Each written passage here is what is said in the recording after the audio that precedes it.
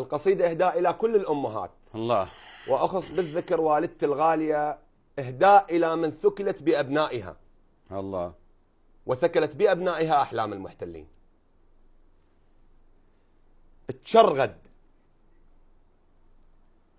تشرغد البيليلة لفيت العتاد، تشرغد البيليلة لفيت العتاد، وما الفعل ضميت بذيك الصور، من نجونة وفتشوا ورادوا وضناج، الفجر بليل المضر تال الهمر، والهلا بيوم الإجا بصدر الرصاص، وطقت الهلهولة من جاك الخبر، والدعاء اللي صعد رج السماء بليلة الحطوا على فاد الحجر. هذا كله وخايف اكتب لك كلامه، وزاني بيك احتارت وفكر سطر. امي يلبيك احتفت كل الحروف، وحارن بيا صيغه يملن الشطر. امي يا حاله استقر يمها الزمان، تعلم دروسه واخذ منها العبر. امي يا طيره جرت نخل الجنوب، وظل حنين البيها ينشد للمجر. اي نعم شيعيه بس وقت الصلاه تلف ايديها بلا وعي وتحضن عمر.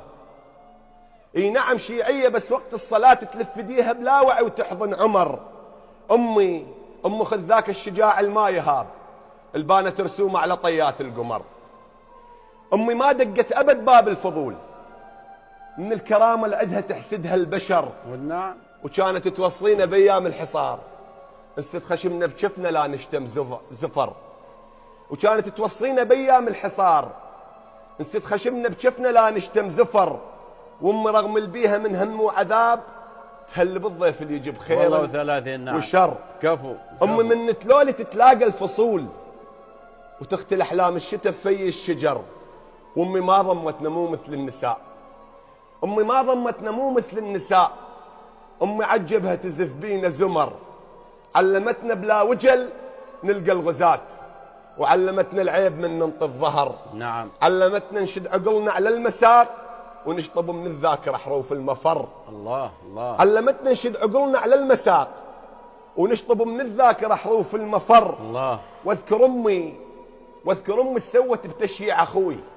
الله يرحمه. الدنيا تبكي وتجرع المر بأمر، هي قعدت تلعب بشعرها تبيد، وبيد تمسح وجنة تلمسها الضمر.